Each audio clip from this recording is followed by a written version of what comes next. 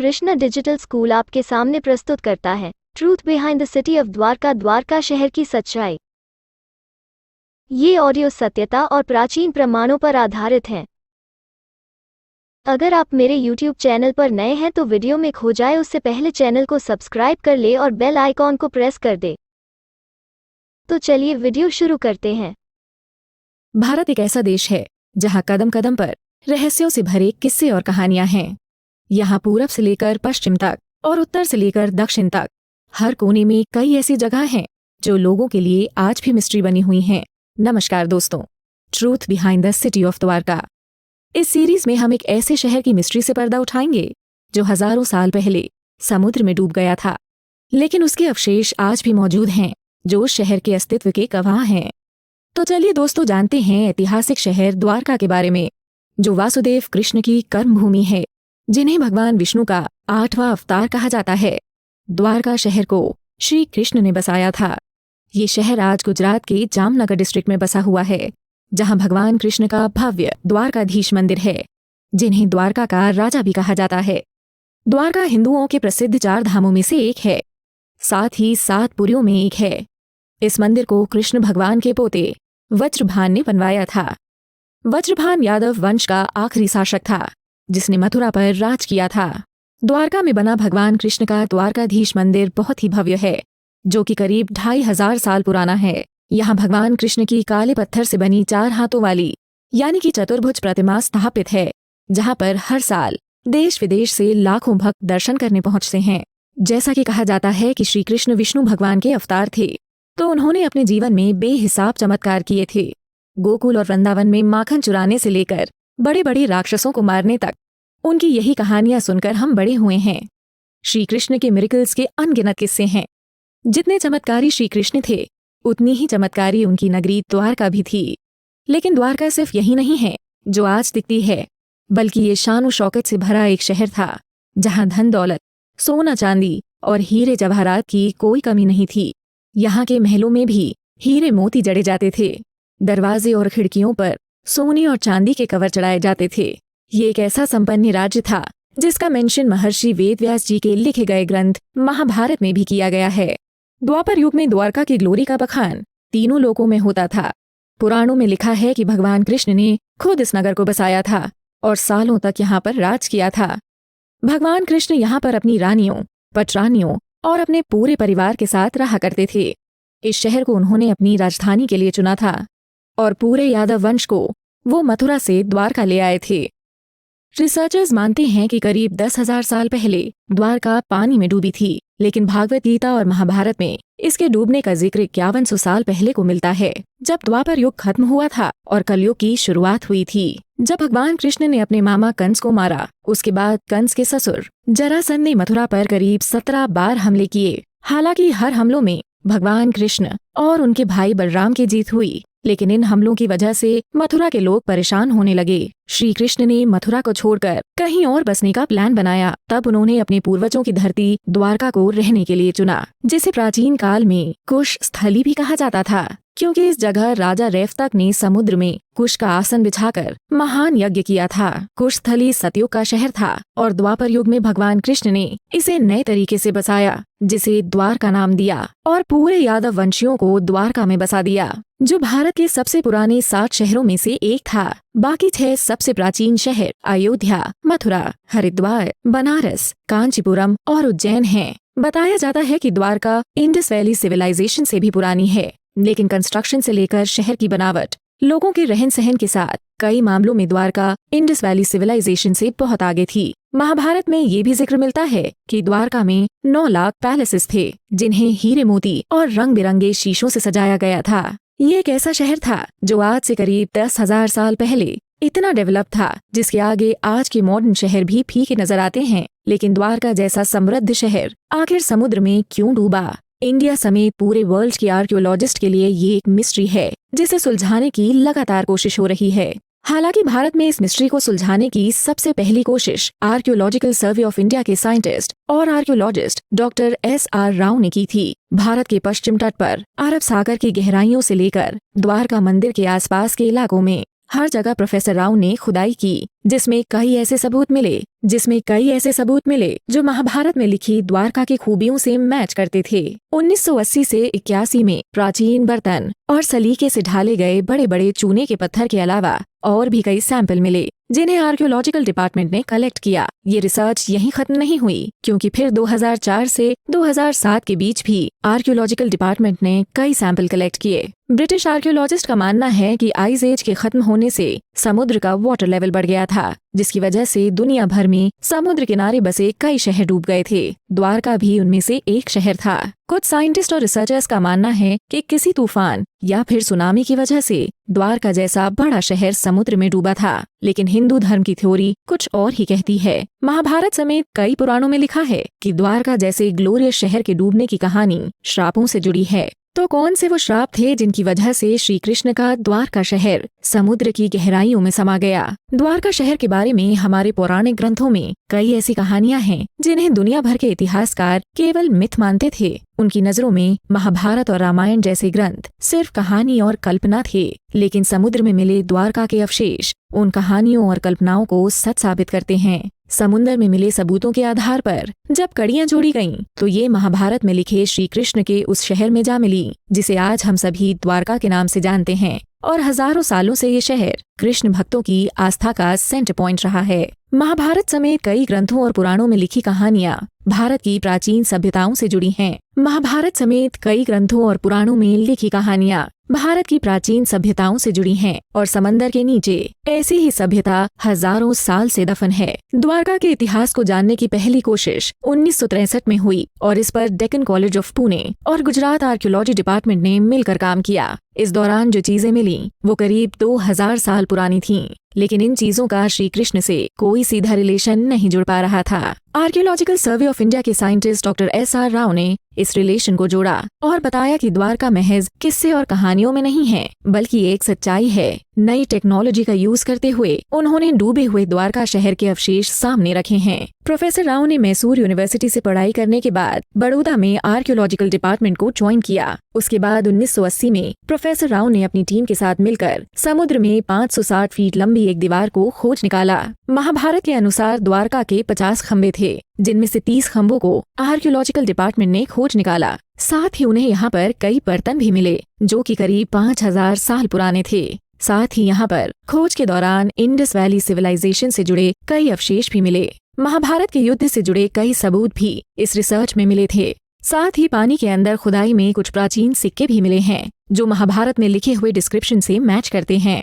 1984 में उस समय की सेंट्रल गवर्नमेंट ने 3 साल के अंडर वाटर रिसर्च को सेक्शन किया। अपनी किताब the lost city of Dwarka में प्रोफेसर SR राव ने द्वारका से जुड़े कई खुलासे किए हैं। उन्होंने अपनी किताब में लिखा है कि द्वारका वर्ल्ड की सबसे ओल्डेस्ट सिटी है और समुद्र में इसके अस्तित्व के सबूत मिले हैं। इसके बाद 2005 से 2007 के बीच में आर्कियोलॉजिकल सर्वे ऑफ इंडिया और नौसेना के गोताखोरों ने मिलकर द्वारका को पूरी तरह से खोज निकालने का अभियान शुरू किया। बे ऑफ कैम्बे यानी कि खंबात की खाड़ी में करीब 130 फीट की गहराई में रिसर्च शुरू की गई। वहाँ तांबे के सिक्के, ग्रेनाइट के स्ट्रक्चर, मिट्टी के बर्तन, कंकाल और इंसानों के दांत मिले जिन्हें बरामद किया गया। साथ ही यहाँ से शिलालेख, पत्थर की मूर्तियाँ, टेराकोटा की मालाएं और मेटल से बनी चीजें मिली। अंडर वाटर विंग ने 40,000 स्क्वायर फीट के इलाके में रिसर्च की और वहां से बिल्डिंग्स के नमूने इकट्ठे किए। मरीन आर्कियोलॉजी डिपार्टमेंट ने 2 साल की रिसर्च में करीब 1000 सैंपल खोजे, जिसमें 250 सैंपल की बहुत ज्यादा वैल्यू थी। 130 फीट की गहराई में 9 किलोमीटर लंबा और करीब 2 किलोमीटर चौड़ा शहर मिला। खुदाई में मिले शहर का लेआउट, किले की दीवारें और महलों का फैलाव बिल्कुल वैसा ही नजर आता है जैसा कि हरिवंश पुराण में लिखा हुआ है। हरिवंश पुराण में द्वारका को बारीकी से डिस्क्राइब किया गया है। द्वारका कई किलोमीटर के एरिया में फैला हुआ था। ये एक तरह के पुल के जरिए मेन लैंड से जुड़ा हुआ था, जो टाइम कम होने के दौरान आज भी दिखाई देता है।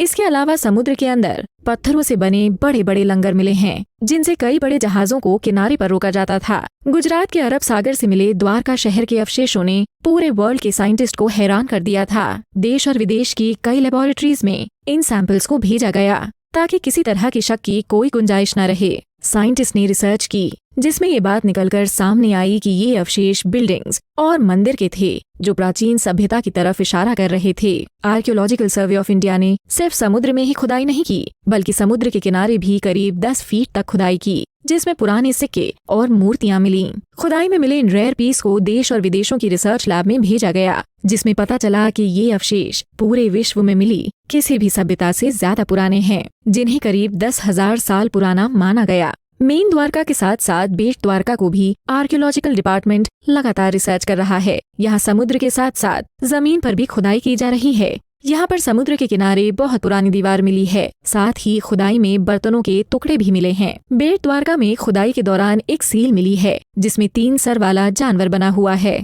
महाभारत में इसी तरह की सील का जिक्र मिलता है, जिसे भगवान कृष्ण ने द्वारका के लोगों को पहनने के लिए कहा था, जो द्वारका के लोगों की पहचान थी, जिसे एक आईडी कार्ड की तरह माना जाता था। आज भी द्वारका शहर की खोज जारी है। रिसर्च टीम लगातार समुद्र में डूबे हुए शहर को खोजने में लगी है। आज द्वारका का ये खोया हुआ शहर स्कूबा डाइविंग साइट के लिए जाना जाता है। दुनिया भर से लोग यहाँ पानी के अंदर बसे शहर को देखने आते हैं। लेकिन आज जो द्वारका को खोज निकालने के दावे किए जा रहे हैं, उसे करने के लिए प्रोफेसर SR यादव को बहुत सी परेशानियों का सामना करना पड़ा था। आज द्वारका पूरे वर्ल्ड के आर्कियोलॉजिस्ट और अंडर वाटर रिसर्च करने वालों के लिए मेन हब बन चुका है, लेकिन हमारी ही देश की सरकार ने इस शहर को खोजने में कोई इंटरेस्ट नहीं दिखाया। Famous archaeologist SR Yadav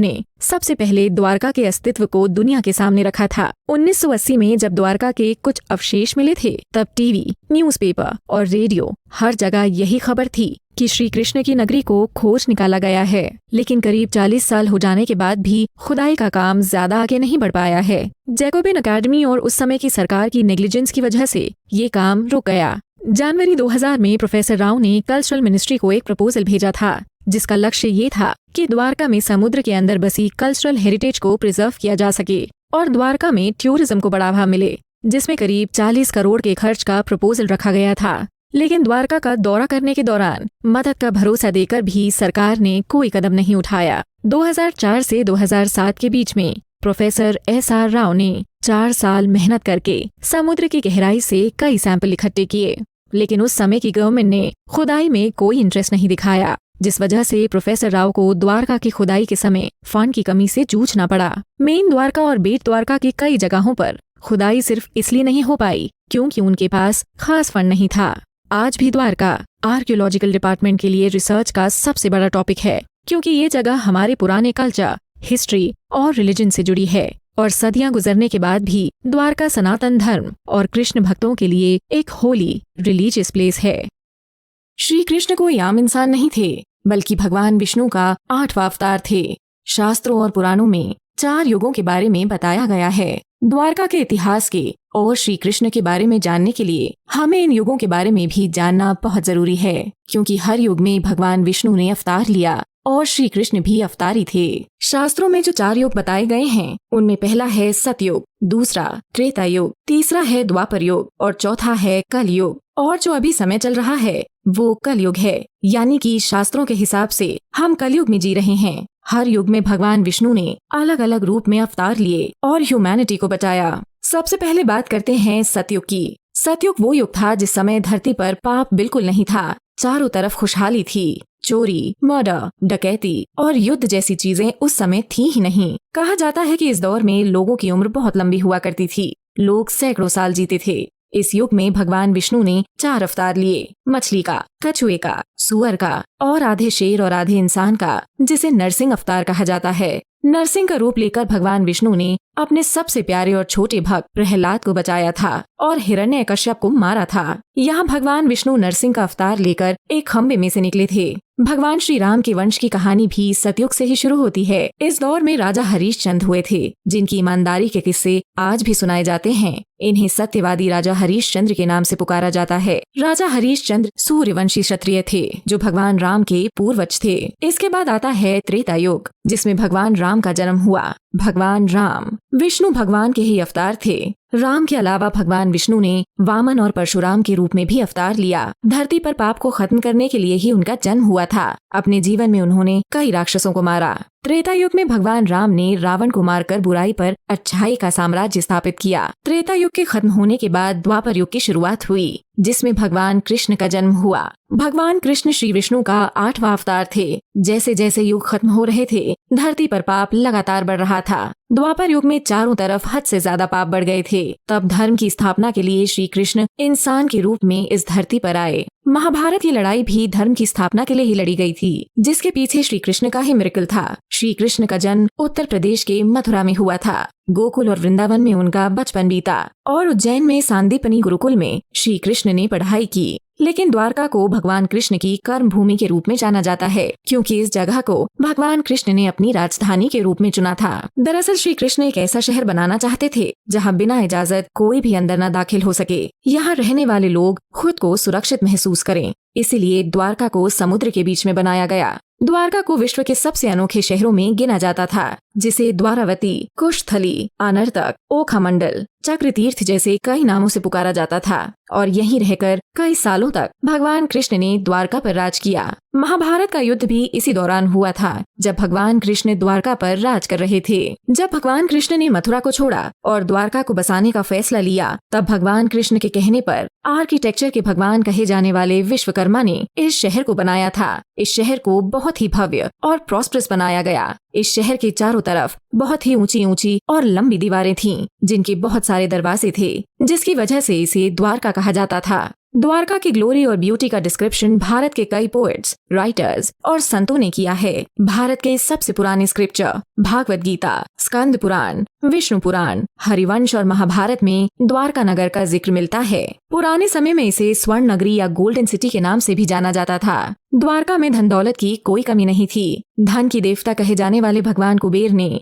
Dwarka को धन और दौलत से भर दिया था। महाभारत में लिखा है कि द्वारका में सोने के महल थे और ये शहर करीब 84 किलोमीटर लंबा था। हरिवंश किताब में द्वारका शहर के सिक्योरिटी सिस्टम के बारे में बताया गया है। कहा जाता है कि यहाँ पर एक स्पेशल सील या मुहर होती थी, जिसके बिना शहर में कोई एंट्री नहीं कर सकता था। इसे गले में पहना जाता था, जो उनके द्वारका के नागरिक होने की पहचान थी। इस शहर में ऊंची ऊंची इमारतें थीं। ये दुनिया का सबसे शानदार शहर था। यहाँ रहने वाले लोग बहुत खुश थे। ये शहर बिल्कुल हेवन जैसा था। महाभारत में लिखा है कि द्वारका को 6 हिस्सों में बांटा गया था, जिसमें कमर्शियल और रेसिडेंशियल इलाके अलग अलग होते थे। यहाँ चौड़ी चौड़ी सड़कें और बड़े बड़े चौक थे। बड़े बड़े गार्डन, झीलें और जंगल थे। कहा जाता है प्राचीन द्वारका में एक बड़ा सा सुधर्मा हॉल था, जिसका इस्तेमाल पब्लिक मीटिंग्स के लिए किया जाता था। इस हॉल में कई पब्लिक प्रोग्राम्स भी होते थे।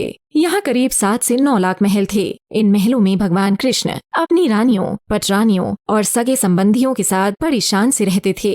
द्वारका एक ऐसी सिविलाइजेशन थी जो अपने समय से हजारों साल आगे थी। इस शहर में शीशे के महल, हजारों मंदिर और उड़ने वाले जहाज थे। श्री कृष्ण का राज्य द्वारका समुद्र से तो घिरा हुआ ही था, लेकिन उनकी सैन्य शक्ति भी कम नहीं थी। कहा जाता है द्वारका की यादव सेना बहुत ही पावरफुल थी। श्री कृष्ण के पास नारायणी सेना थी, जिससे जीत पाना दुनिया के किसी भी देश और राजा के लिए पॉसिबल नहीं था। नारायणी सेना के डर की वजह से किसी भी राजा ने द्वारका पर कभी भी हमला करने की कोशिश नहीं की। इसीलिए कृष्ण के राज के दौरान द्वारका पर एक भी बार हमला नहीं हुआ। लेकिन कहा जाता है कि कौरवों और पांडवों के बीच महाभारत का युद्ध होने वाला था।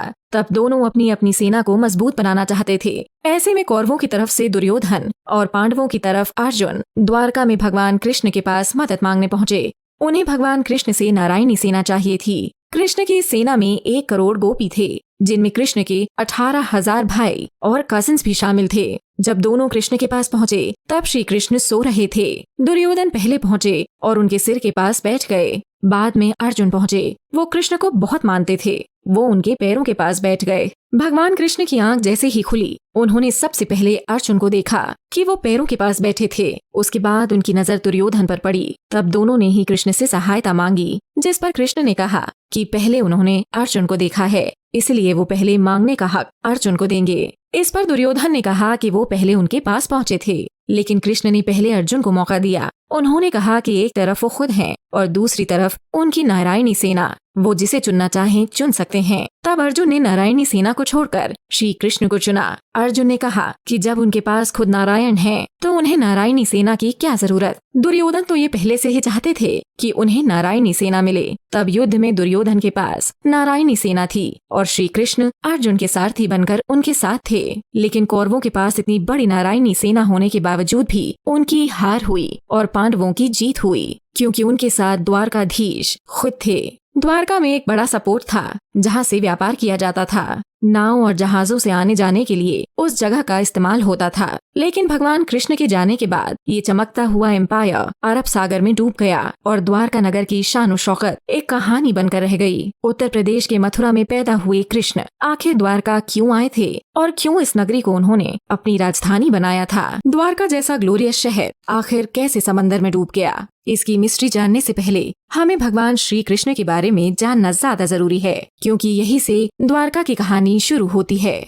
भगवान श्री कृष्ण का जन्म धरती पर धर्म की स्थापना के लिए हुआ था। महाभारत युद्ध के शुरू होने से पहले उन्होंने अर्जुन को जो शिक्षा दी, आज वो शिक्षा पूरे हिंदू सनातन धर्म का बेस है और उसी पर श्री भगवत गीता लिखी गई। श्री कृष्ण के भक्त सिर्फ भारत में ही नहीं बल्कि दुनिया के हर कोने में मौजूद हैं। श्री कृष्ण ने बचपन में ऐसे ऐसे मिरेकल्स किए थे जिन्हें देखकर लोग दंग रह जाते थे और द्वारका ऐसे ही चमत्कारी श्री कृष्ण की नगरी थी। लेकिन कृष्ण का जन्म द्वारका से सैकड़ों किलोमीटर दूर मथुरा में हुआ था, जो आज उत्तर प्रदेश के बड़े धार्मिक जगहों में से एक माना जाता है। श्री कृष्ण के पैदा होने के पीछे की कहानी भी बहुत ही इंटरेस्टिंग है।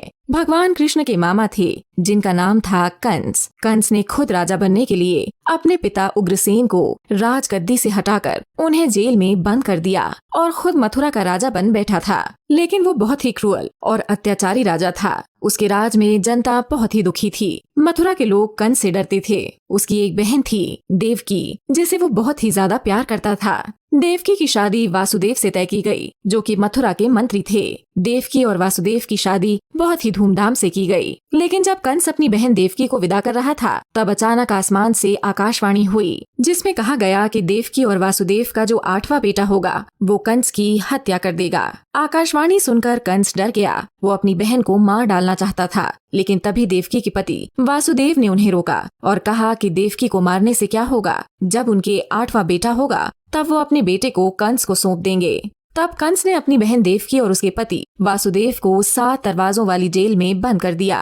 जेल में देवकी और वासुदेव के 7 बच्चे हुए, लेकिन कंस ने एक एक करके सारे बच्चों को मार दिया। लेकिन जब 8वें बच्चे के रूप में श्री कृष्ण पैदा होने वाले थे, तब मिरेकल्स पर मिरेकल्स होने लगे। कृष्ण भगवान के जन्म से पहले भगवान विष्णु ने देवकी और वासुदेव से कहा कि वो बच्चे को लेकर गोकुल चले जाएं और वहाँ कृष्ण को नंद बाबा को सौंप दें। भादो महीने की अष्टमी तिथि के दिन रात को 12 बजे जेल में भगवान श्री कृष्ण पैदा हुए। तब बहुत ही तेज तूफान आ रहा था। तूफानी रात में वासुदेव ने अपने बेटे कृष्ण को जैसे ही उठाया तो जेल के ताले एक एक कर टूटने लगे और दरवाजे अपने आप खुलते चले गए। अचानक ही जेल के सभी पहरेदारों को नींद आ गई। तब वासुदेव ने भगवान विष्णु के कहने के मुताबिक श्री कृष्ण को एक टोकरी में लिया और उन्हें गोकुल की ओर लेकर निकल पड़े। आंधी और तूफान के बीच वासुदेव ने टोकरी को सिर पर रखकर यमुना नदी को पार किया। कहा जाता है कि जब वासुदेव यमुना नदी को पार कर रहे थे, तब बहुत बारिश हो रही थी। तब शेषनाग ने अपने फन चौड़े करके भगवान कृष्ण पर उसकी छाया बना दी और उन्हें बारिश से बचाया। रात में ही वासुदेव गोकुल में नंद बाबा के घर पहुँचे। ठीक उसी वक्त नंद बाबा के घर में एक बेटी का जन्म हुआ था, जो कि माँ दुर्गा का रूप थी। वासुदेव ने यहाँ पर दोनों बच्चों को बदल दिया और वासुदेव नंद बाबा की बेटी को लेकर वापस मथुरा आ गए। वासुदेव की जेल में अंदर जाते ही सब कुछ वैसा हो गया जैसे पहले था। कंस को जब बच्चे के पैदा होने की खबर मिली तो वो तुरंत जेल पहुंचा, जहां वासुदेव और देवकी ने उस बच्ची को कंस को सौंप दिया। कंस ने जैसे ही उस बच्ची को मारने के लिए तलवार उठाई तो बच्ची ने देवी का रूप ले लिया और कहा कि जिसे तू मारना चाहता है वो पैदा हो चुका है, अब उसी के हाथ से तेरी मौत होगी। ये सुनकर कंस घबरा गया। कंस ने गोकुल और वृंदावन में न्यूबॉर्न बेबीज को मारना शुरू कर दिया। श्री कृष्ण भगवान विष्णु का रूप थे। बचपन से ही श्री कृष्ण की लीलाएं ऐसी थी कि हर कोई दंग रह जाता था। जब कंस को ऐसे बच्चे के बारे में पता चला तो वो समझ गया कि यही वो बच्चा है जिसका जन्म उसे मारने के लिए हुआ है। तो उसने एक एक करके कान्हा को मारने के लिए राक्षसों को भेजना शुरू किया। सबसे पहले कंस ने कान्हा को मारने के लिए राक्षसी पूतना को भेजा। पूतना सुंदर औरत का भेष बनाकर गोकुल में नंद बाबा और यशोदा के घर पहुंची, जहां वो अपना जहर वाला दूध कृष्ण को पिलाकर मार देना चाहती थीं। लेकिन कृष्ण के चमत्कार तो महान थे। उन्होंने दूध पीते हुए पूतना को मार डाला। ये कृष्ण के जीवन का पहला चमत्कार था और इस वक्त कृष्ण महज 6 दिन के थे। उसके बाद कंस ने दूसरे राक्षस तृणावर्त को भेजा, जिसने साइक्लोन बनकर कृष्ण को मारने का प्लान बनाया। लेकिन यहाँ भी कंस अपनी प्लान में कामयाब नहीं हो पाया। कृष्ण ने तृणावर्त को भी मार दिया। तीसरी बार कंस ने बकासुर राक्षस को भेजा, जिसने बहुत बड़े बगुले का रूप लेकर कृष्ण को मारने की कोशिश की। उसने बगुला बनकर कृष्ण को निगल लिया। लेकिन कृष्ण को मारना इतना भी आसान नहीं था। वो खुद भगवान का अवतार थे। वो बगुले का पेट चीरकर बाहर निकल आए और वो राक्षस बकासुर भी मारा गया। उसके बाद पूतना और बकासुर का छोटा भाई अघासुर श्री कृष्ण को मारने के लिए गोकुल पहुंचा, जहां कृष्ण अपने दोस्तों के साथ खेल रहे थे। उस जगह पर अघासुर बड़े से अजगर का रूप बनकर जा पहुंचा और मुंह खोलकर एक जगह बैठ गया। तब कृष्ण के दोस्तों को लगा कि ये कोई गुफा होगी और वो सभी इसमें अंदर चले गए। कृष्ण और उनके दोस्तों के अंदर जाने के बाद अघासुर ने अपना मुंह बंद कर लिया। तब बाल कृष्ण ने अपने शरीर को बहुत बड़ा और विशाल बना लिया और अघासुर को मार डाला। इस तरह से कंस अपनी किसी भी साजिश में कामयाब नहीं हो पाया। और उसके बाद जब कृष्ण बड़े हुए तो कंस ने अक्रूर जी को वृंदावन भेजा और बलराम और कृष्ण को लेकर आने को कहा। तब वो मथुरा पहुँचे, जहाँ उन्होंने कंस को भी मार दिया और अपने पेरेंट्स वासुदेव और देवकी समेत अपने नाना उग्रसेन को जेल से बाहर निकाला। बाद में कृष्ण ने उग्रसेन को फिर से मथुरा का राजा बनाया।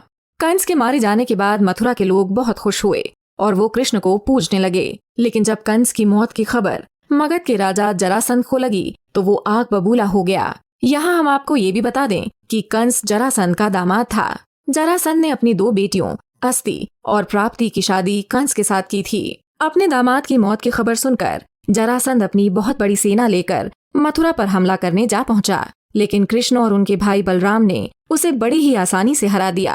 जरासंध ने करीब 17 बार मथुरा में कृष्ण और बलराम को मारने के लिए हमला किया। हर बार जरासंध को हार का मुंह देखना पड़ा। लेकिन बार बार हो रहे हमलों से मथुरा की जनता परेशान होने लगी थी। साथ ही इस लड़ाई में बहुत पैसा भी खर्च हो रहा था और कई सैनिक भी मारे जा रहे थे। तब लोगों की भलाई के लिए उन्होंने मथुरा को छोड़ने का मन बनाया। भगवान कृष्ण ने एक अलग शहर बसाने का प्लान किया और समंदर किनारे द्वारका नाम का शहर बनाया, जो कि सतयुग में कुशस्थली के नाम से फेमस था। इस शहर को बनाने के लिए देवकी नंदन कृष्ण ने भगवान विश्वकर्मा को बुलाया और समंदर किनारे एक शहर बनाने के लिए कहा। भगवान विश्वकर्मा को वास्तुकला यानी आर्किटेक्चर का भगवान माना जाता था। तब विश्वकर्मा ने समुंदर राज यानी कि समुद्र से द्वारका के लिए कुछ जमीन मांगी और उस जगह एक भव्य और गौरवशाली शहर बसाया गया। ये शहर भारत के 7 सबसे पुराने शहरों में से एक माना जाता है।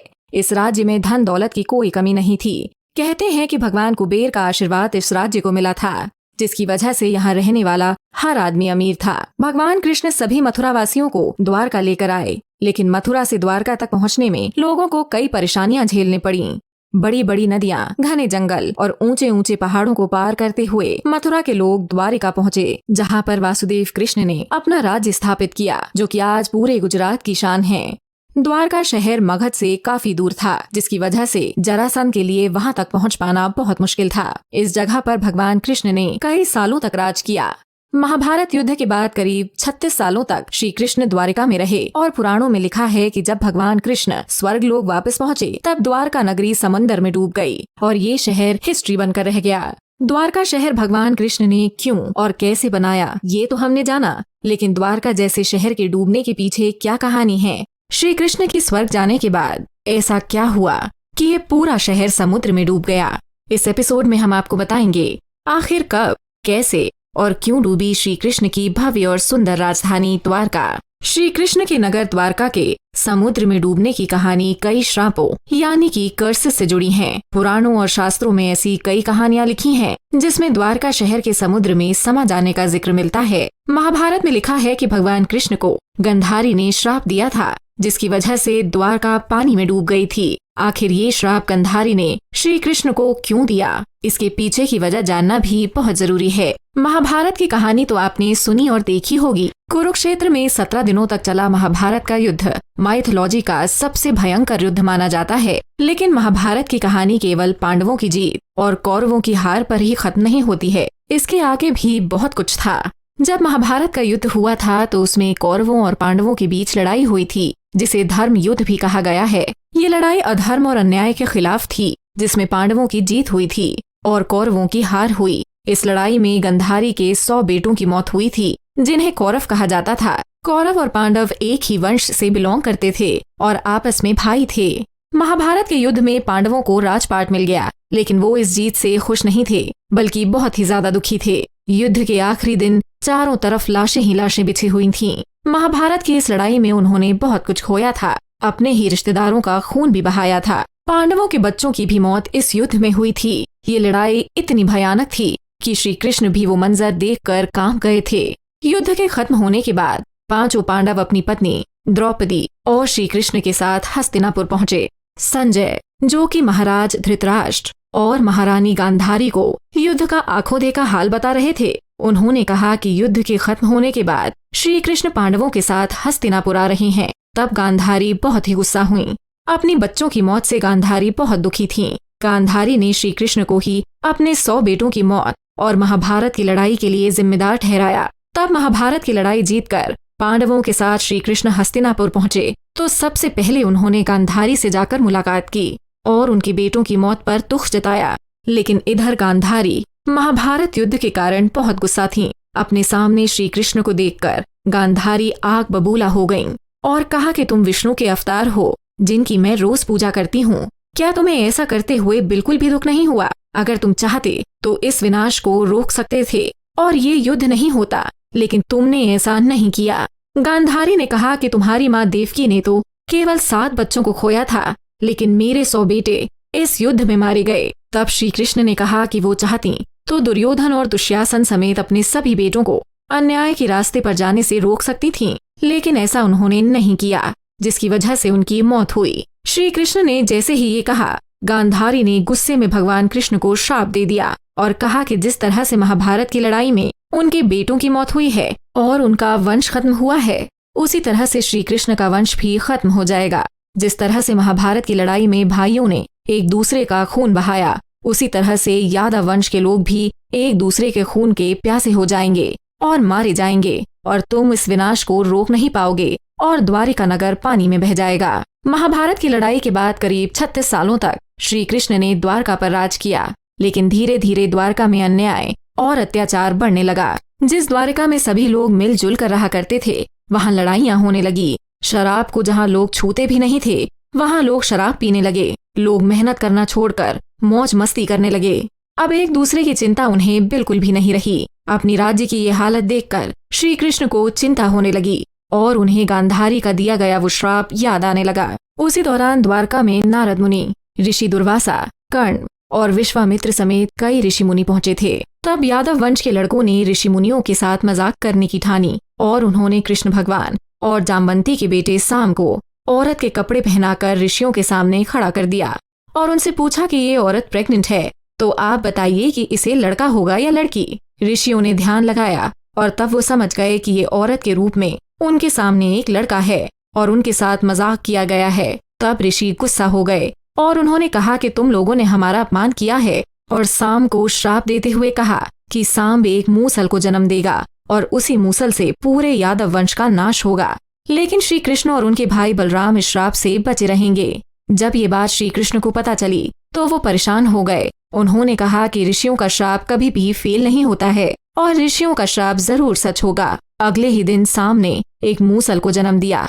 जब श्री कृष्ण के नाना उग्रसेन को ये बात पता चली तो उन्होंने मूसल के टुकड़े करके उसे समुद्र में फेंकवा दिया, लेकिन उस मूसल के एक टुकड़े को मछली ने निगल लिया और मछली से वो टुकड़ा जमीन पर आ गया। जमीन पर उस मूसल के टुकड़े की वजह से घास सूख गई और ये घास चारों तरफ फैल गई। उधर श्राप से मुक्त होने के लिए श्री कृष्ण ने अपने बेटों समेत द्वारका के लोगों को तीर्थ यात्रा करने के लिए कहा।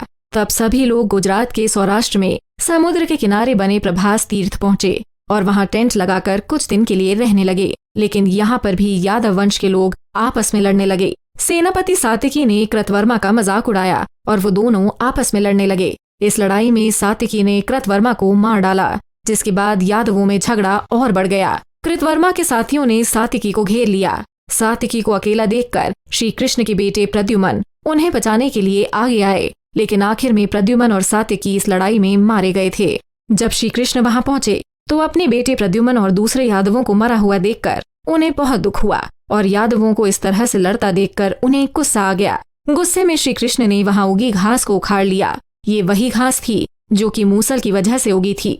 जैसे ही श्री कृष्ण ने घास को उखाड़ा वो मूसल में बदल गई। जो भी यादव वंशी उस घास को उखाड़ता वो मूसल में बदल जाती और इसी मूसल से यादवों ने एक दूसरे पर हमला करना शुरू कर दिया, जिसमें यादव आपस में ही लड़कर मरने लगे। यादवों के बीच हुई इस लड़ाई को मूसल या फिर मौसल युद्ध के नाम से भी जाना जाता है। तब श्री कृष्ण को गांधारी और ऋषि मुनियों की श्राप की याद आई। अब वो समझ गए कि द्वारका के खत्म होने का टाइम पास आ गया है। इस दौरान वही योग बन रहा था जो कि महाभारत के युद्ध के दौरान बना था। तब श्री कृष्ण द्वारका वापस आए और अपने पिता वासुदेव को प्रभास तीर्थ में यादवों के बीच हुई लड़ाई के बारे में बताया, जिसे सुनकर वासुदेव को बहुत ही दुख हुआ। श्री कृष्ण ने वासुदेव को द्वारका के महल में मौजूद पटरानियों, रानियों और औरतों का ख्याल रखने को कहा। साथ ही उन्होंने कहा कि हस्तिनापुर से अर्जुन को भी द्वारका जल्दी ही बुलाया जाए। इतना बोलकर श्री कृष्ण महल से चले गए। जब श्री कृष्ण अपने बड़े भाई बलराम के पास पहुंचे तब तक वो मेडिटेशन में चले गए और अपना शरीर छोड़ दिया। बलराम के चले जाने के बाद श्री कृष्ण ने भी संसार को छोड़ देने का मन बना लिया। तब श्री कृष्ण भी बालका तीर्थ के जंगलों में चले गए और एक पीपल के पेड़ के नीचे जाकर बैठ गए, जहां उन्होंने अपना शरीर छोड़ने के लिए ध्यान लगाया। इस समय भगवान कृष्ण अपने देह स्वरूप में आ गए थे। जब भगवान ध्यान लगा रहे थे तब जरा नाम का एक शिकारी हिरणों का शिकार करने वहां पहुंचा और भगवान कृष्ण को हिरण समझकर उसने दूर से ही तीर चला दिया और वो तीर सीधे कृष्ण भगवान को आकर लगा और उससे उनकी मौत हो गई। इसके बाद भगवान कृष्ण स्वर्ग चले गए। उधर अर्जुन जब द्वारका पहुंचे वहां चारों तरफ गम का माहौल था। जिस द्वारका में सभी लोग मिलजुल कर हंसी खुशी रहते थे वो तबाह और बर्बाद हो चुकी थी। द्वारका पहुंचे अर्जुन ने प्रभास तीर्थ में मारे गए यादवों का अंतिम संस्कार किया और वहां से यादव वंश की रानियों और पटरानियों समेत बचे हुए लोगों को लेकर हस्तिनापुर आ गए। श्री कृष्ण के परपोते वज्रभान भी यादवों की लड़ाई में जिंदा बचे थे और वो यादव वंश के आखिरी राजा भी थे, जिन्हें पांडवों ने बाद में मथुरा का राजा बना दिया था। जैसे ही द्वारका खाली हुई तो वो शहर देखते ही देखते समुद्र में डूब गया और वो श्राप भी सच हो गए जो गांधारी और ऋषि मुनियों ने दिए थे। इसी के साथ द्वापर युग का अंत हो गया। हिंदू पुराणों में कहा गया है कि यहीं से कलयुग की शुरुआत हुई।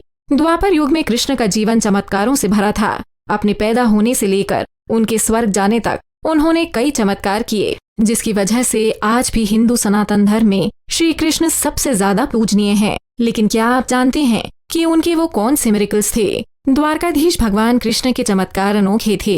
इन्हें देवकी नंदन, वासुदेव कृष्ण, नंदलाला, कान्हा और नारायण जैसे कई नामों से जाना जाता है। त्रेता युग में हुए भगवान राम और द्वापर युग में हुए भगवान कृष्ण दोनों ही विष्णु भगवान का अवतार थे।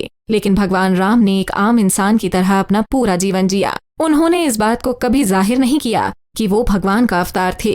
श्री राम ने आम आदमी की तरह अपनी पत्नी की याद में आंसू बहाए, जमीन पर सोए, उन्हें ढूंढने के लिए जंगलों में भटके और रावण की ताकत का अंदाजा लगाने के लिए पहले दूत भेजा और बाकायदा युद्ध करके रावण को हराया और सीता माता को लेकर आए। लेकिन श्री कृष्ण उनके बिल्कुल ऑपोजिट थे। उन्होंने बचपन से ही अपने चमत्कारों को दुनिया के सामने रखा। अपनी लीलाओं से उन्होंने लोगों को विश्वास दिला दिया था कि वो भगवान के अवतार थे। श्री कृष्ण जब बिल्कुल छोटे थे तब गोकुल में उन्होंने अपनी माँ यशोदा को अपने मुंह में पूरा यूनिवर्स दिखा दिया था। जब कंस ने कृष्ण को मारने के लिए राक्षसों को भेजा था तब सारे राक्षसों को उन्होंने बड़ी ही आसानी से मार दिया था। कहा जाता है कि जब कंस ने पूतना को श्री कृष्ण को मारने के लिए भेजा था तब वो सिर्फ 6 दिन के थे। गोकुल, वृंदावन, बरसाना और मथुरा में कृष्ण के मिरेकल्स और उनकी लीलाओं के किस्से फैल गए थे। मथुरा वृंदावन में यमुना नदी बहती थी जो लोगों के लिए पानी का एक बड़ा सोर्स थी। कहा जाता है कि एक बार यमुना नदी का पानी जहरीला हो गया और पानी काला पड़ गया। पशु, पक्षी और जानवर यमुना का पानी पीकर मरने लगे क्योंकि यमुना नदी में जहरीला नाग कालिया अपने पूरे परिवार के साथ आकर रहने लगा था। उसने पूरी यमुना पर कब्जा कर लिया था, जिसकी वजह से पानी जहरीला हो गया था। यमुना का पानी पीने के लायक बिल्कुल नहीं बचा था। तब लोगों ने नंदगांव छोड़कर कहीं और बसने का फैसला किया, लेकिन भगवान कृष्ण को ये मंजूर नहीं था कि कोई भी नंदगांव छोड़कर कहीं और जाए। एक दिन कान्हा बिना सोचे समझे कालिया नाग को मारने के लिए यमुना नदी में कूद गए। तब कृष्ण और कालिया नाग के बीच में जमकर लड़ाई हुई। श्री कृष्ण कालिया नाग को मारने ही वाले थे, लेकिन उनके परिवार ने कालिया नाग को छोड़ने के लिए कहा। तब कालिया नाग ने हार मानते हुए भगवान कृष्ण से माफी मांगी। भगवान कृष्ण ने कालिया नाग को नंदगांव छोड़कर कहीं दूर जाने को कहा। उसके बाद बाल कृष्ण नाग के फन पर नाचते हुए यमुना नदी से बाहर आए। जिसने भी उस नजारे को देखा वो हैरान रह गया। तब लोगों को यकीन हो गया कि कृष्ण आम इंसान नहीं हैं, बल्कि भगवान हैं, क्योंकि इस तरह का काम केवल भगवान ही कर सकते हैं। वहीं एक बार कृष्ण ने बड़े से गोवर्धन पर्वत को अपने हाथ की सबसे छोटी उंगली से उठा लिया था। कहते हैं गोकुल के लोग बारिश के लिए भगवान इंद्र की पूजा किया करते थे, जिन्हें बारिश का देवता कहा जाता है। इंद्रदेव को खुश करने के लिए पकवान बनाए जाते थे, पंडाल सजाए जाते थे और उन्हें भोग लगाया जाता था। लेकिन एक बार कृष्ण के कहने पर लोगों ने इंद्र की पूजा की जगह गायों और पहाड़ों की पूजा की, जिसकी वजह से उनका जीवन चलता है। तब इंद्रदेव भड़क उठे। उन्हें लगा कि ये उनका अपमान है और उन्होंने गोकुल में भयंकर बारिश कर दी। करीब 1 हफ्ते तक लगातार मूसलाधार बारिश होती रही। बारिश इतनी ज्यादा होने लगी कि यमुना नदी उफान पर आ गई और बाढ़ की वजह से लोगों के घर डूबने लगे। तब गोकुल के लोग कृष्ण के पास पहुँचे और उनसे मदद मांगी, जिसके बाद भगवान कृष्ण सभी लोगों को अपने साथ ऊंचाई पर गोवर्धन पर्वत के पास ले गए और उन्होंने पूरे गोवर्धन पर्वत को अपनी एक उंगली से उठा लिया। उस गोवर्धन पर्वत के नीचे पूरे गोकुलवासी, गाय और दूसरे जानवर आ गए। भीषण बारिश से श्री कृष्ण ने पूरे गोकुल को बचा लिया। इसी पर्वत के नीचे लोगों ने जमकर सेलिब्रेशन किया और गोवर्धन का त्योहार मनाया। जब कृष्ण ने एक पर्वत को अपने हाथ से उठा लिया तो इंद्रदेव को अपनी गलती का एहसास हुआ और उन्होंने कृष्ण से माफी मांगी और बारिश को रोक दिया। जिसके बाद सभी लोग अपने अपने घरों को लौट गए और तभी से गोवर्धन पूजा की परंपरा शुरू हुई। ये भगवान कृष्ण का ऐसा चमत्कार था जो किसी आम इंसान के बस की बात नहीं थी। महाभारत की कहानी तो आपने सुनी ही होगी। महाभारत का युद्ध होने का सबसे बड़ा कारण था द्रौपदी का चीरहरण। कौरवों और पांडवों के बीच चौपड़ का गेम खेला गया था, जिसमें पांडव द्रौपदी को हार गए थे। उसके बाद कौरवों ने भरी सभा में द्रौपदी का अपमान किया था। सभा में पांडवों की पत्नी द्रौपदी के चीरहरण की कोशिश की गई थी, लेकिन भगवान कृष्ण के चमत्कार निराले थे। दुशासन ने जैसे ही द्रौपदी की साड़ी को खींचना शुरू किया, भगवान कृष्ण ने द्रौपदी की साड़ी को लंबा कर दिया। दुशासन साड़ी खींचते खींचते थक गया और भगवान कृष्ण ने इस तरह से भरी सभा में द्रौपदी की लाज बचाई। इस तरह से भगवान कृष्ण अपने सच्चे भक्तों की रक्षा हमेशा करते थे। श्री कृष्ण विष्णु के अवतार थे, ये शास्त्रों में हर कहीं लिखा हुआ है, लेकिन उनका असली रूप कुरुक्षेत्र में महाभारत की लड़ाई शुरू होने से पहले देखने को मिला। जब भगवान कृष्ण अर्जुन को गीता का ज्ञान दे रहे थे, तब अर्जुन इस दोराहे पर थे कि वो अपने ही हाथों से अपने ही लोगों को कैसे मार सकते हैं। तब भगवान कृष्ण ने अर्जुन को धर्म का ज्ञान देते हुए अपने विराट रूप से दर्शन करवाए थे, जिसके बाद अर्जुन ने धर्म की रक्षा के लिए अपने सगे संबंधियों से ही युद्ध लड़ा था। भगवान कृष्ण को माखन चोर भी कहा जाता है। बचपन में कृष्ण को माखन खाना बहुत पसंद था। गोकुल और वृंदावन में वो अपने दोस्तों के साथ मिलकर लोगों के घरों से माखन चुराकर खाया करते थे। माँ यशोदा भी कृष्ण की वजह से माखन की मटकी को ऊंचाई पर बांध दिया करती थीं। लेकिन जब माँ आसपास नहीं होती थी, तब कृष्ण अपने दोस्तों की मदद से ऊपर चढ़ जाते थे और मटकी तोड़कर माखन निकालते थे। इसकी वजह से कई बार श्री कृष्ण को माँ यशोदा की डांट भी पड़ चुकी थी। कृष्ण की शरारतों की वजह से कई बार उनकी माँ कान्हा को रस्सी से बांध दिया करती थीं। श्री कृष्ण की ये लीला आज परंपरा बन चुकी है। अब जन्माष्टमी के मौके पर हर साल पूरे भारत में जगह जगह मटकी फोड़ कंपटीशन रखे जाते हैं। श्री कृष्ण की लीलाओं को समझ पाना आम आदमी के बस की बात नहीं थी। यहाँ तक कि उनकी माँ यशोदा भी कई बार उनकी लीलाएं देखकर चौंक जाया करती थीं।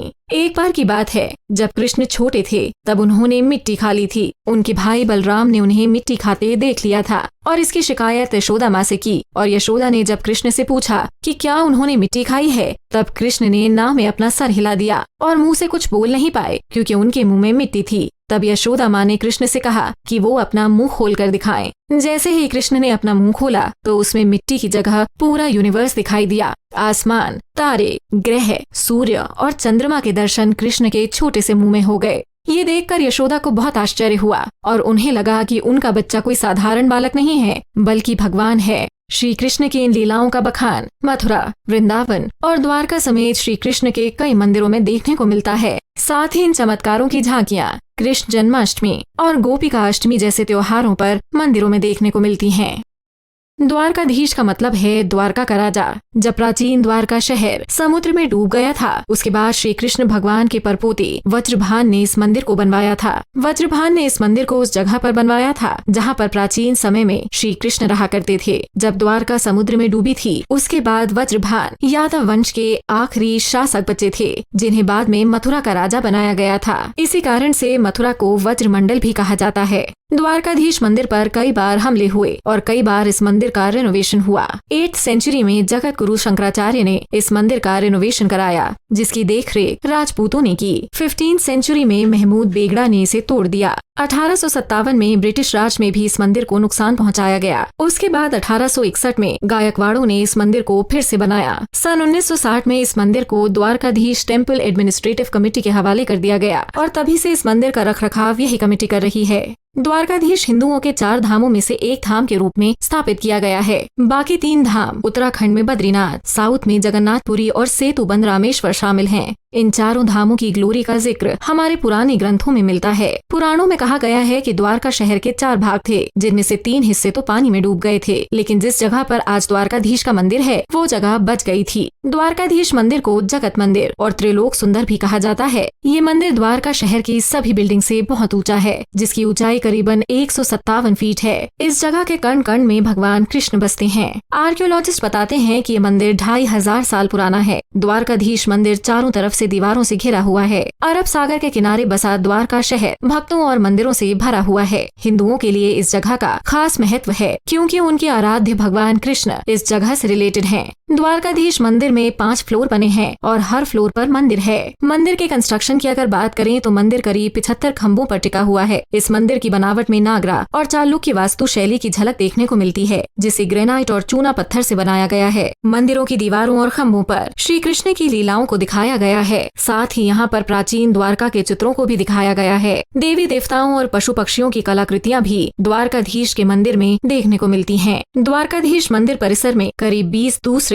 छोटे बड़े मंदिर हैं। मंदिर के गर्भगृह में चांदी के सिंहासन पर भगवान कृष्ण की बहुत ही सुंदर और मनमोहक 4 हाथों वाली प्रतिमा स्थापित की गई है, जिनके हाथों में शंख, चक्र, गदा और कमल का फूल दिखाई देता है। सुंदर गहनों और कपड़ों से भगवान की मूर्ति को हर रोज सजाया जाता है, जिसे देखकर मानो ऐसा लगता है जैसे अभी ये प्रतिमा बोल उठेगी। भगवान कृष्ण के भक्त अपने भगवान की पूजा किसी राजा की तरह ही करते हैं। जब भक्त भगवान कृष्ण के इस रूप को देखते हैं तो झूम उठते हैं। यहाँ पर भगवान कृष्ण को रणछोड़ के नाम से भी पुकारा जाता है, क्योंकि भगवान कृष्ण जरासंध से युद्ध को छोड़कर मथुरा से द्वारका चले गए। रणभूमि को छोड़ने की वजह से उन्हें रणछोड़ कहा जाता है। सदियों पुराना मंदिर होने के बावजूद आज भी ये वैसा ही दिखता है। सुबह 6 बजे से लेकर दोपहर 1 बजे तक द्वारकाधीश मंदिर के पट खुले रहते हैं और शाम को 5 बजे से 9:30 बजे तक मंदिर खुला रहता है। इसी दौरान भक्तों को श्री कृष्ण के दर्शन की परमिशन होती है। बाकी समय में कृष्ण भगवान का सोने का समय होता है। दिन में 11 बार श्री कृष्ण को भोग लगाया जाता है।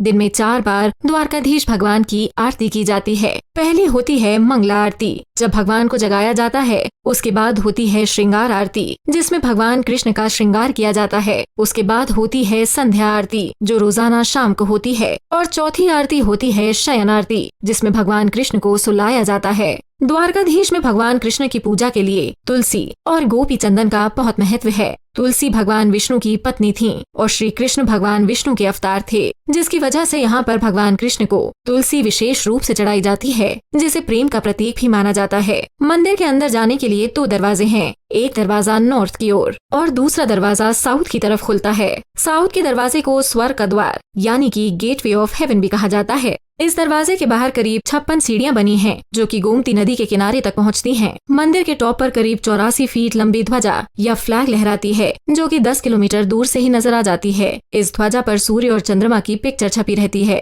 ध्वजा को दिन में 5 बार बदला जाता है, लेकिन ध्वजा पर सूरज और चंद्रमा की पिक्चर बनी ही रहती है। सुबह 8 बजे से दोपहर 1 बजे के बीच में 3 बार और शाम 5 बजे से 7 बजे के बीच में 2 बार ध्वजा को बदला जाता है। इस मंदिर में लाखों लोग भगवान श्री कृष्ण के सामने कई मन्नतें लेकर आते हैं और मन्नतें पूरी होने पर मंदिर पर ध्वजा चढ़ाते हैं। यहाँ पर ध्वजा चढ़ाने के लिए भी वेटिंग लिस्ट बहुत लंबी है। भक्तों को यहाँ पर ध्वजा चढ़ाने के लिए 3 से 4 साल का लंबा इंतजार करना पड़ता है और मंदिर की ध्वजा एक बार बदलने में करीब 50,000 से 1 लाख रुपए का खर्चा आता है। कृष्ण जन्माष्टमी और गोपिका अष्टमी के मौके पर द्वारकाधीश मंदिर में अलग ही रौनक देखने को मिलती है। इस मंदिर से 2 किलोमीटर सुनसान इलाके में भगवान श्री कृष्ण की पत्नी रुक्मणी का मंदिर है। द्वारकाधीश के दर्शन करने आए लोग माता रुक्मणी के दर्शन करने भी जरूर आते हैं। मंदिर के अंदर रुक्मणी जी की बहुत ही सुंदर मूर्ति है। इस मंदिर की दीवारों पर माता रुक्मणी और श्री कृष्ण की सुंदर नक्काशी देखने को मिलती है। मंदिर के बाहरी हिस्से में हाथी और इंसानों की कलाकृतियां देखने को मिलती हैं।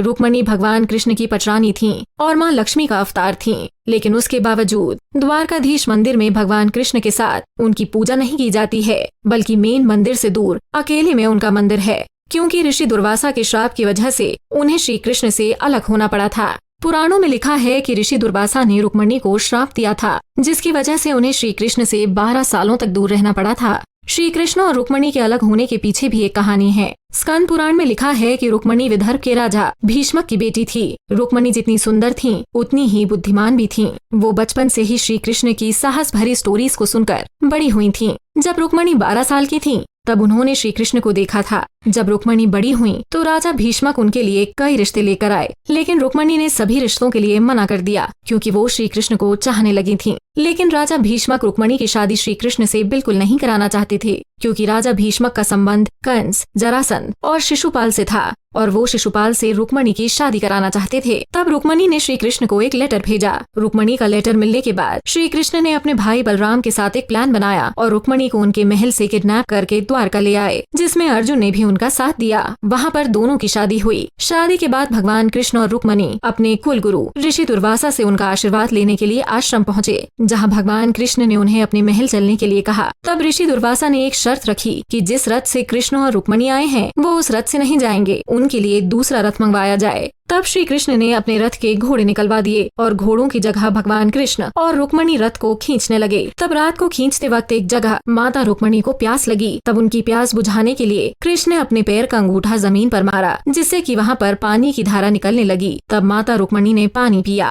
और अपनी प्यास बुझाई, लेकिन पानी के लिए ऋषि दुर्वासा से नहीं पूछा। इतनी सी बात पर वो भड़क गए और उन्होंने रुक्मणी को श्राप देते हुए कहा कि अब वो यहीं रह जाएंगी और रुक्मणी को श्री कृष्ण से 12 साल के लिए दूर रहना पड़ेगा। साथ ही उन्होंने ये भी श्राप दिया कि द्वारका के जमीन पर पानी खारा हो जाएगा। तब 12 सालों तक रुक्मणी ने भगवान विष्णु जी की तपस्या की। आज उसी जगह पर माता रुक्मणी का मंदिर है। इस जगह दुर्वासा ऋषि के श्राप की वजह से पानी दान देने की परंपरा है। यहाँ पर प्रसाद के रूप में पानी का ही दान दिया जाता है। द्वारकाधीश के अलावा बेट द्वारका का भी बहुत महत्व है। कहते हैं कि बेट द्वारका बिना जाए द्वारका जी की यात्रा अधूरी मानी जाती है। सिंबल ऑफ फ्रेंडशिप बेट द्वारका। द्वारकाधीश मंदिर से करीब 30 किलोमीटर दूरी पर है बेट द्वारका। बेट द्वारका में ही श्री कृष्ण ने अपने बचपन के दोस्त सुदामा के साथ मुलाकात की। सुदामा और श्री कृष्ण की भेंट इस जगह पर होने की वजह से इसे भेंट द्वारका कहा जाता था, लेकिन गुजराती में इस जगह का नाम बेट द्वारका पड़ गया। बेट द्वारका समुद्र के बीच एक आइलैंड पर बनी हुई जगह है, जिसका शेप एक शंख के जैसा है, इसलिए बेट द्वारका को शंखोधार भी कहा जाता है। इसके चारों तरफ सुंदर बीच है। यहाँ पर नाव या फिर छोटे जहाज से जाना पड़ता है। कहा जाता है जब द्वारका शहर समुद्र में डूब रहा था तब बेट द्वारका बच गई थी, जो आज भी मौजूद है। बेट द्वारका प्राचीन समय में मेन लैंड से जुड़ा हुआ था। बेट द्वारका में भगवान कृष्ण का बहुत ही सुंदर मंदिर है। साथ ही भगवान कृष्ण और सुदामा की मूर्तियाँ स्थापित हैं। इस मंदिर का निर्माण 500 साल पहले संत वल्लभाचार्य ने करवाया था। बेट द्वारका में कृष्ण भगवान के मंदिर का कोई शिखर नहीं है, बल्कि छत की तरह पूरी तरह सपाट है। ठीक उसी तरह राजस्थान के नाथद्वारा में भी भगवान कृष्ण को समर्पित एक सुंदर और भव्य मंदिर है, जिसका भी कोई शिखर नहीं है। दूसरे घरों की तरह ही इस मंदिर की छत पूरी तरह से सपाट है। कृष्ण और सुदामा की दोस्ती की आज भी मिसालें दी जाती हैं। इस जगह पर भगवान श्री कृष्ण और सुदामा की मुलाकात की कहानी भी बहुत ही इंटरेस्टिंग है, जिसके बारे में विष्णु पुराण और महाभारत में लिखा है। प्राचीन समय की अवंतिका, जिसे आप सभी लोग उज्जैन के नाम से जानते हैं, उस दौर में बच्चों को पढ़ने के लिए गुरुकुल में भेजा जाता था। भगवान कृष्ण को भी उज्जैन में महर्षि सांदीपनी के गुरुकुल में पढ़ने के लिए भेजा गया था, जहाँ पर भगवान कृष्ण के कई दोस्त बने, लेकिन उनमें से श्री कृष्ण के सबसे खास दोस्त थे सुदामा। सुदामा एक गरीब ब्राह्मण के बेटे थे। गुरुकुल में बच्चों को रोजाना गाँव में भिक्षा मांगने के लिए भेजा जाता था। वहाँ से जो कुछ भी खाने को मिलता था वो गुरुकुल में लाकर देना होता था। लेकिन सुदामा को बहुत भूख लगती थी, तो वो आधा खाना रास्ते में ही खा जाते थे। इस वजह से कई बार गुरुकुल में श्री कृष्ण ने सुदामा को बचाया था। इस तरह से गुरुकुल में पढ़ाई करते हुए दोनों अच्छे दोस्त बन गए। पढ़ाई खत्म होने के बाद कृष्ण मथुरा लौट आए और सुदामा अपने गांव अस्मावतीपुर लौट आए, जिसे आज पोरबंदर के नाम से भी जाना जाता है। पोरबंदर भी गुजरात में ही है। सुदामा एक गरीब ब्राह्मण थे। शादी के बाद भिक्षा मांगकर अपनी पत्नी और बच्चों का पेट भरते थे। सुदामा अक्सर उनकी और श्री कृष्ण की दोस्ती की कहानियां अपनी पत्नी सुशीला और बच्चों को सुनाया करते थे। तब उनकी पत्नी ने कहा कि आपके दोस्त तो द्वारकाधीश हैं और वो पूरे संसार का कल्याण करते हैं। हम इतनी गरीबी में जी रहे हैं, इसलिए उन्हें श्री कृष्ण के पास जाकर उनसे मदद मांगनी चाहिए। पहले तो सुदामा तैयार नहीं हुए, लेकिन उनकी पत्नी ने जब उनसे बहुत रिक्वेस्ट की तो वो द्वारका जाने के लिए तैयार हो गए। द्वारका जाने से पहले सुदामा की पत्नी सुशीला ने श्री कृष्ण के लिए भुने हुए चावल बांध दिए। जब सुदामा द्वारका पहुँचे तो दरवाजे पर ही उन्हें द्वारपाल यानी कि गेट कीपर ने रोक लिया और पूछा कि वो कौन है और कहाँ से आए हैं। तब सुदामा ने बताया कि वो श्री कृष्ण के दोस्त हैं और उनसे मिलने आए हैं। पहले तो गेट कीपर हैरान हो गया, क्योंकि सुदामा फटे हाल धोती में द्वारका पहुंचे थे। लेकिन फिर वो महल के अंदर गया और श्री कृष्ण को जाकर बताया कि सुदामा नाम का कोई गरीब ब्राह्मण उनसे मिलने आया है और उसे दरवाजे पर ही रोक लिया गया है। सुदामा का नाम सुनते ही श्री कृष्ण बेसुध होकर नंगे पैर ही दरवाजे की तरफ भागे। सुदामा को देखते ही श्री कृष्ण रोने लगे और उन्होंने सुदामा को गले लगा लिया।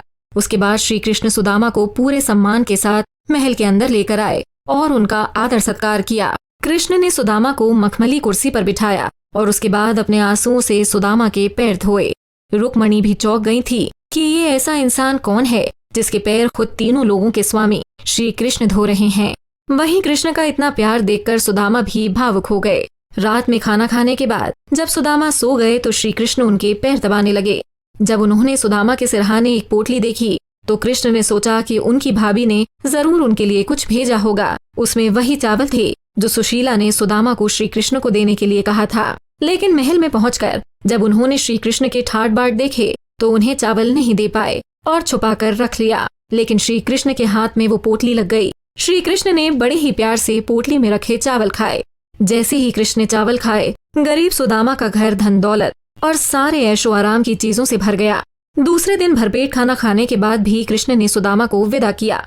जब सुदामा पोरबंदर वापस जा रहे थे तो रास्ते में वो यही सोच रहे थे कि उनके दोस्त ने उन्हें विदाई में कुछ नहीं दिया। तब सुदामा ने सोचा कि धन की वजह से शायद उनके अंदर अहंकार ना आ जाए, इसलिए श्री कृष्ण ने उन्हें कुछ भी नहीं दिया। लेकिन अब वो घर जाकर क्या कहेंगे, सुदामा यही सोच रहे थे।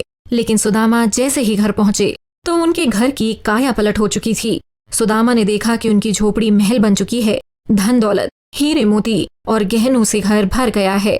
घर में खाने पीने की कोई कमी नहीं रही और उनकी पूरी गरीबी दूर हो गई।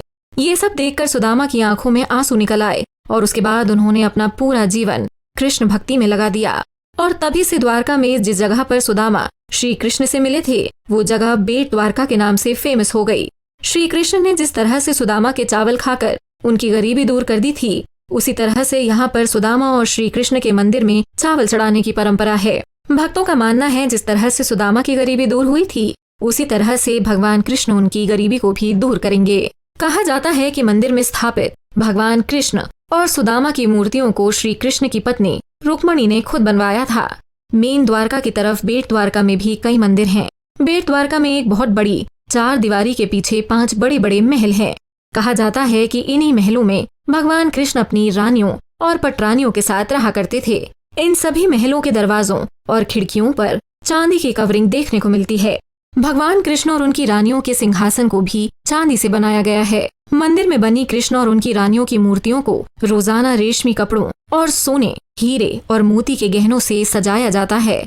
मंदिर के दीवारों पर भगवान कृष्ण की बाल लीलाओं का भी बखान किया गया है, जिसमें माखन चुराने वाले कृष्ण उंगली पर गोवर्धन पर्वत उठाते हुए, जंगल में बांसुरी बजाते हुए और हाथी को पूंछ से उठाते हुए कई दृश्यों को दीवारों पर उकेरा गया है। ये सभी लीलाएं भगवान कृष्ण ने गोकुल और वृंदावन में रहने के दौरान की थीं। बेट द्वारका में भगवान कृष्ण के मंदिर के अलावा और भी कई जगह हैं जिनका ऐतिहासिक महत्व है। यहाँ पर कई तालाब बने हैं जो प्राचीन काल में पीने के पानी के लिए इस्तेमाल किए जाते थे, क्योंकि द्वारका चारों तरफ समुद्र से घिरा था, जिसकी वजह से वहाँ खारा पानी था। लेकिन इन्हीं तालाबों से उन्हें पानी मिलता था। यहाँ पर राधिका मंदिर, बलराम मंदिर और कृष्ण भगवान की माँ का देवकी मंदिर भी है। साथ ही यहाँ पर भगवान कृष्ण और उनसे जुड़े देवी देवताओं के कई मंदिर हैं। कहा जाता है कि बेट द्वारका का संबंध कृष्ण भगवान की सबसे परम भक्त मीराबाई से भी है। इसी जगह पर मीराबाई श्री कृष्ण की मूर्ति में समा गई थीं। 16वीं सदी में राजस्थान के चित्तौड़ की रानी मीराबाई कृष्ण भगवान की परम भक्त थीं। और आपको जानकर आश्चर्य होगा कि अपने जीवन का आखिरी समय उन्होंने बेट द्वारका में बिताया था। कहा जाता है कि मीराबाई हमेशा कृष्ण भक्ति में रमी रहती थीं। उनकी जुबान पर हमेशा कृष्ण का नाम होता था। एक राज परिवार में पैदा होने के बावजूद भी उन्हें धन दौलत की कोई चाहत नहीं थी। राजमहल के सारे ठाट बाट छोड़कर मीराबाई वृंदावन चली गई थीं, जहाँ पर कृष्ण भगवान का बचपन बीता था। सालों तक मीराबाई मथुरा, वृंदावन और गोकुल में रहीं। यहाँ से मीराबाई द्वारका चली गईं। अपने जीवन के आखिरी पल में उन्होंने भगवान कृष्ण को भोग लगाने की इच्छा जताई। तब पंडितों की इजाजत लेकर मीराबाई मंदिर के अंदर भगवान कृष्ण को भोग लगाने आईं और उसके बाद कभी नहीं लौटी। मान्यताओं के अनुसार 1547 में मीराबाई अपने आराध्य कृष्ण में ही विलीन हो गई थीं। वो दिन जब भगवान कृष्ण इस धरती पर पैदा हुए थे। ये दिन सभी कृष्ण भक्तों के लिए बहुत ही खास होता है। भारत ही नहीं बल्कि विदेशों में भी कृष्ण जन्माष्टमी के मौके पर कृष्ण मंदिरों में कार्यक्रम रखे जाते हैं, क्योंकि कान्हा के भक्त दुनिया के हर कोने में बसे हैं। फॉरेनर्स भी कृष्ण की जन्माष्टमी को धूमधाम से मनाते हैं। इस मौके पर भगवान कृष्ण की सुंदर झांकियां सजाई जाती हैं। इन झांकियों में कृष्ण भगवान के जन्म, उनकी बाल लीलाएं और उनके महान कामों को दिखाया जाता है। लोग व्रत रखते हैं और पूरे दिन भगवान के नाम का जाप करते हैं। द्वारका के सभी कृष्ण मंदिरों में इस दौरान अलग ही रौनक रहती है। ऐसे में द्वारका नगरी में कृष्ण जन्माष्टमी का अलग ही अंदाज देखने को मिलता है। द्वारकाधीश का मंदिर सनातन धर्म को मानने वालों के लिए बहुत बड़ा तीर्थ है। यहाँ के कण कण में श्री कृष्ण बसे हैं।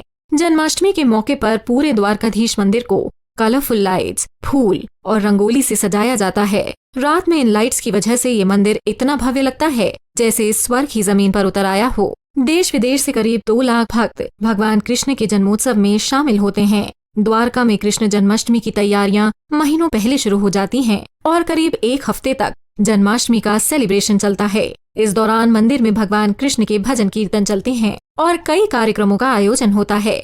साथ ही भगवान कृष्ण की जन्म कथा और उनके चमत्कारों की कहानियां सुनाई जाती हैं। जन्माष्टमी के मौके पर द्वारकाधीश की चतुर्भुज मूर्ति का भव्य श्रृंगार किया जाता है। सोने और चांदी के गहनों से उन्हें सजाया जाता है। कान्हा जी को रेशमी कपड़े पहनाए जाते हैं। इस समय भगवान द्वारकाधीश का अलग ही रूप देखने को मिलता है। भगवान कृष्ण का जन्म भाद्रपद महीने की अष्टमी के दिन रोहिणी नक्षत्र में रात को 12 बजे हुआ था, जो कि बहुत ही शुभ तिथि मानी जाती है। इसलिए जन्माष्टमी के दिन भगवान कृष्ण के लड्डू गोपाल स्वरूप की पूजा की जाती है। द्वारका में जन्माष्टमी को रात 11:30 बजे भगवान लड्डू गोपाल का अभिषेक शुरू हो जाता है। उन्हें पंचामृत से स्नान कराया जाता है। एक शंख में दूध, दही, शहद, चीनी और घी लेकर बाल कृष्ण को स्नान कराया जाता है। उसके बाद अलग अलग तीर्थों से लाए गए गंगा जल लड्डू गोपाल पर चढ़ाए जाते हैं। अभिषेक के दौरान पंडित लगातार वैदिक मंत्रों का उच्चारण करते रहते हैं। उसके बाद बहुत ही सुंदर रेशमी कपड़ों और गहनों से कान्हा का भव्य श्रृंगार किया जाता है। जन्माष्टमी पर भगवान द्वारकाधीश और लड्डू गोपाल को पहनाने के लिए कपड़े खास तौर पर गुजरात के सूरत से बनकर आते हैं और 12 बजने पर धूमधाम से कृष्ण का जन्म सेलिब्रेट किया जाता है। भगवान कृष्ण को पालने में ठीक उसी तरह से झुलाया जाता है जैसे किसी बच्चे को झुलाया जाता है। मंदिर में मौजूद सभी भक्त पालने को झुलाते हैं और भगवान कृष्ण से आशीर्वाद लेते हैं। उसके बाद शंख बजाकर कृष्ण के जन्म की खबर सभी को दी जाती है। बाद में मंदिर में मौजूद सभी लोग आरती में शामिल होते हैं। उसके बाद मंदिर में भजन कीर्तन का दौर चलता है। श्री कृष्ण के जयकारे लगते हैं। 2 घंटे के सेलिब्रेशन के बाद रात को करीब 2 बजे मंदिर बंद कर दिया जाता है और लड्डू गोपाल को सुला दिया जाता है। श्री कृष्ण को माखन बहुत पसंद था। बचपन में उन्हें माखन चोर के नाम से भी जाना जाता था। इसीलिए जन्माष्टमी के मौके पर माखन और मिश्री का प्रसाद भक्तों में बांटा जाता है और फिर सुबह मंगला आरती के वक्त भगवान का भव्य श्रृंगार किया जाता है और उन्हें भोग लगाया जाता है, जिसके बाद भक्तों के दर्शन के लिए दरवाजों को खोल दिया जाता है। इस सीरीज में हमने खोई हुई द्वारका से लेकर आज की द्वारका के बारे में अपने लिसनर्स को बताया। आज भी द्वारका का उतना ही धार्मिक, राजनीतिक और ऐतिहासिक महत्व है जितना कि द्वापर युग में श्री कृष्ण के समय में था। आज भी द्वारका कृष्ण भक्तों की आस्था का केंद्र है। तो ये थी द्वारका और द्वारकाधीश की कहानी। वीडियो को अंत तक देखने के लिए बहुत बहुत धन्यवाद। अपना बहुमूल्य फीडबैक कमेंट बॉक्स में जरूर शेयर करें।